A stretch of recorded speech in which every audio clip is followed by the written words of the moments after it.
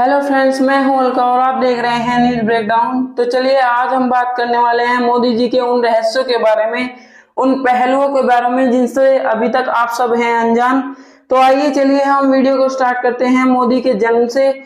मोदी जी का जन्म और पालन पोषण पूर्वोत्तर गुजरात के वडनगर में हुआ, जहां उन्होंने अपनी माध्यमिक शिक्षा पूरी की। उन्होंने 8 साल की उम्र में आरएसए से मिलवाया गया था। वडनगर रेलवे स्टेशन पर अपने पिता को चाय बेचने में मदद करने के उनके वृत्तांत की मजबूरी और मजबूती से पुष्टि नहीं की गई है। 18 साल की उम्र में उनका विवाह जसोदाबेन मोदी से हुआ था, जिससे उन्होंने जल्द ही छोड़ दिया था। केवल सार्वजनिक रूप से उन्हें 4 दशक बाद स्वीकार किया, जब कानूनी रूप से ऐसा करने की आवश्यकता थी।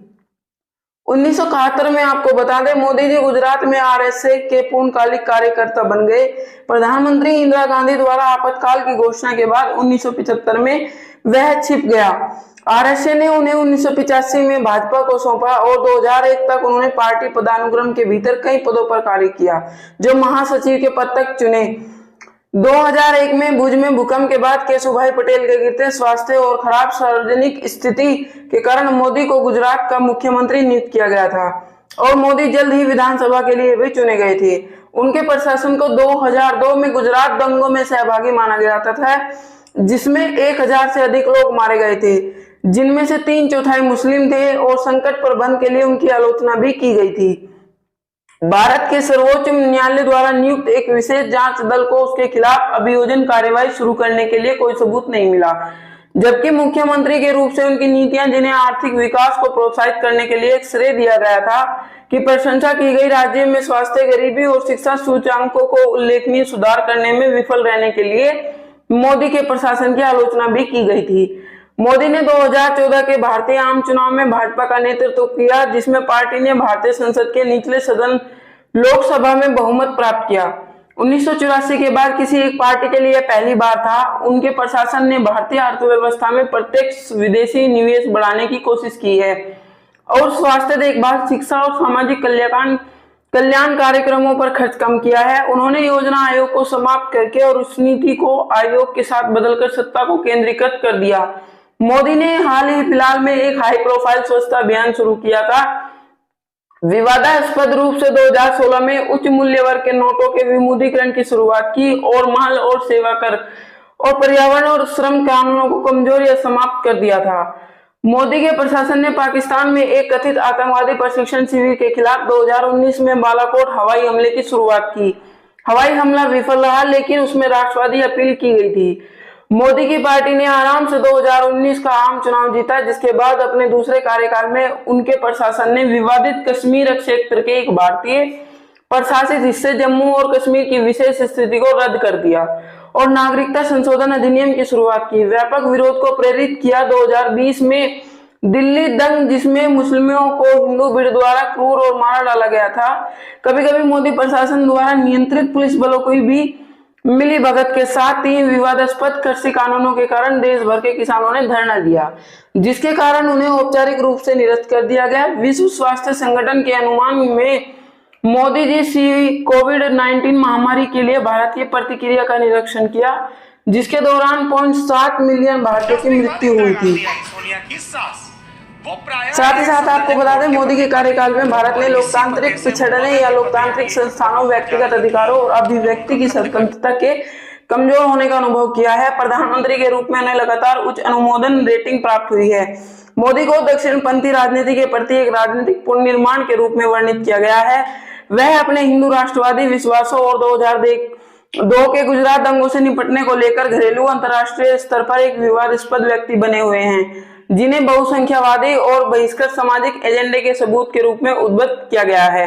आइए आपको बता दें उनकी प्रारंभिक शिक्षा दीक्षा कहां से शुरुआत हुई। नरेंद्र दामोदर दास मोदी जी का जन्म 17 सितंबर 1950 को वडनगर, महिसाणा जिले, बॉम्बे राज्य, वर्तमान गुजरात में एक गुजराती हिंदू पंसारी परिवार में हुआ था। वह दामोदर दास मूलचंद मोदी और हीराबेन मोदी से पैदा हुए 6 बच्चों में से तीसरे थे। उनका परिवार मोत गांची तेली समुदाय से था, जिसे भारत सरकार ने अन्य पिछड़ा वर्ग के रूप में वर्गीकृत किया हुआ है। मोदी के अनुसार बचपन में उन्हें वडनगर रेलवे स्टेशन के प्लेटफॉर्म पर अपने पिता की चाय की दुकान में काम करना पड़ता था, लेकिन उनके पड़ोसियों के साक्ष्य इस कथन की पूरी तरह से पुष्टि नहीं करते हैं। मोदी ने 1967 में वडनगर में अपनी उच्च माध्यमिक शिक्षा पूरी की। उनके शिक्षकों ने उनके एक औसतन छात्र और रंगमंच में रुचि के साथ एक उत्सुक प्रतिभाशाली वाद विवादकर्ता के रूप में वर्णित किया।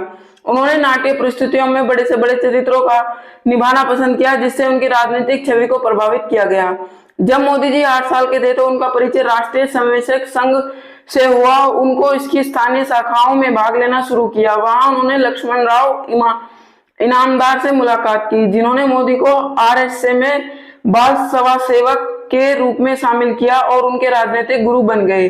जब मोदी जी आरएसए के साथ प्रशिक्षण ले रहे थे तब उन्होंने भारतीय जनसंघ के नेताओं वंशंग गजेंद्र गरकर और नाथलाल जागड़ा से मुलाकात की, जिन्होंने 1980 में भाजपा की गुजरात इकाई को स्थापित करने में मदद की थी।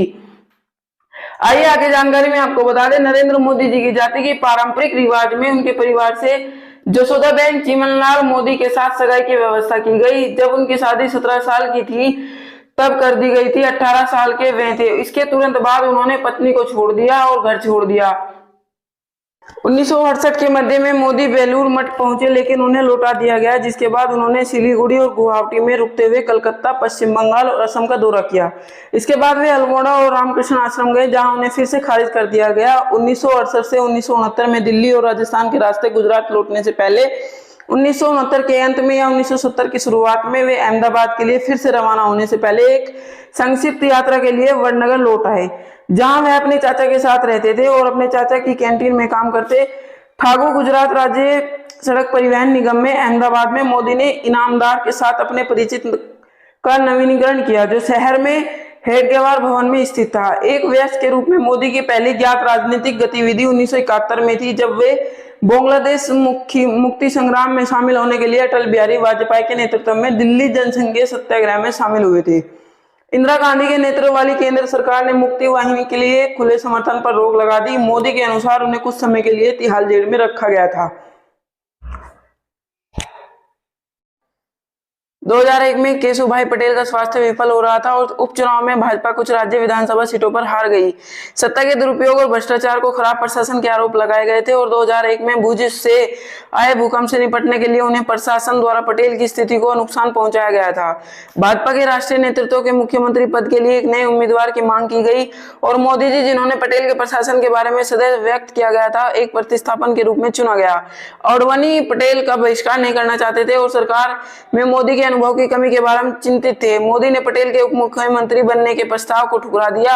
आडवाणी और अटल बिहारी वाजपेयी को बताते हुए कि वह गुजरात के लिए पूरी तरह से जिम्मेदार होंगे या बिल्कुल नहीं। 3 अक्टूबर 2000 को मोदी ने आगामी दिसंबर 2002 के चुनाव के लिए भाजपा को तैयार करने की जिम्मेदारी के साथ साथ गुजरात के मुख्यमंत्री के रूप में पटेल की जगह ली, शपथ ली और उन्होंने 24 फरवरी 2002 को राजकोट निर्वाचन क्षेत्र के उपचुनाव जीतने के बाद कांग्रेस के अश्विन मेहता को हराकर गुजरात राज्य विधानमंडल में प्रवेश किया। आज आपको बता दें, 27 फरवरी 2002 को गोधरा के पास कई सौ यात्रियों को ले जा रही एक ट्रेन में आग लगा दी गई, जिसमें लगभग 60 लोग मरे। ट्रेन में बड़ी संख्या में तीर्थयात्री सवार थे। बाबरी मस्जिद के साथ एक धार्मिक समारोह के बाद अयोध्या से लौट रहे थे।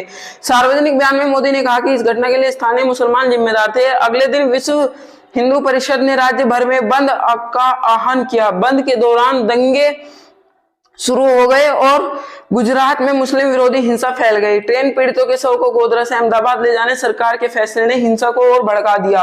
राज्य सरकार ने बाद में कहा कि दंगों के दौरान 790 मुस्लिम और 254 हिंदू मारे गए। स्वतंत्र स्रोतों ने मरने वालों की संख्या 2000 से अधिक बताई। उनमें से अधिकांश मुस्लिम और लगभग 1 से 1.5 लाख लोगों को शरणार्थी शिविरों में ले जाया गया। पीड़ितों में कई महिलाएं और बच्चे थे। हिंसा में सामूहिक बलात्कार और महिलाओं को अंगभंग भी शामिल था। इसी के साथ आपको बताते हैं कि विधान गुजरात सरकार को दंगे में सहभागी मानते हैं और स्थिति से निपटने के लिए इसे बहुत आलोचना मिली है। कुछ विद्वान स्पष्ट रूप से मोदी को दोष देते हैं। मोदी सरकार ने 26 प्रमुख शहरों में कर्फ्यू लगा दिया और देखते ही देखते गोली मारने के आदेश जारी किए। सेना को सड़कों पर गश्त करने के लिए कहा गया। ये उपाय हिंसा को बढ़ने से रोकने में विफल रहे। भाजपा की राज्य इकाई के अध्यक्ष ने उस समय इस तरह कार्य को अवैध होने से बावजूद बंद के लिए समर्थक किया गया। राज्य अधिकारियों के बाद में दंगा पीड़ितों और शरणार्थी शिविर को छोड़ने से रोक दिया गया था। मार्च 2012 और 2000 2014 में नरेंद्र मोदी टाइम पत्रिका के एशियाई संस्करण के कवर पर दिखाई दिए। ऐसा करने वाले कुछ भारतीय राजनेताओं में से एक बन गए और 2014 में सीएनए न्यूज 18 से सीएनए आईबीएन न्यूज नेटवर्क ने Modi Indian of the year का पुरस्कार दिया। जून 2015 में मोदी को टाइम पत्रिका के कवर पर चित्रित किया गया, जिसके दौरान उन्हें 2014 और 2015, 2017 और 2020 व 2021 में उन्हें टाइम पत्रिका के 100 सबसे प्रभावशाली लोगों में से एक नामांकित किया गया। फोर्ब्स पत्रिका ने उन्हें 2014 में दुनिया के 15वें सबसे शक्तिशाली व्यक्ति का दर्जा दिया गया और 2015 से 2016 और 18 में दुनिया के वे 9वें सबसे शक्तिशाली व्यक्ति। 2015 में मोदी को ब्लूमबर्ग मार्केट्स मैगजीन द्वारा दुनिया के 13वें सबसे प्रभावशाली व्यक्ति का दर्जा दिया गया था। 2021 में टाइम ने मोदी को जवाहरलाल नेहरू और इंदिरा गांधी के बाद स्वतंत्र भारत का तीसरा महत्वपूर्ण नेता कहा, जिन्होंने देश की राजनीति और इस तरह हावी रहे जैसे उनके बाद में किसी ने नहीं किया। 2015 में फॉर्च्यून पत्रिका की विश्व के महान नेताओं की पहली वार्षिक सूची में मोदी 5वें स्थान पर थे। 2017 में गैलेप इंटरनेशनल एसोसिएशन ने सर्वेक्षण किया और मोदी को दुनिया के तीसरे शीर्ष नेता का स्थान दिया गया। 2016 में लंदन में मेडल तुसाद मोए संग्रहालय में मोदी की एक मोम की प्रतिमा का अनावरण किया गया था।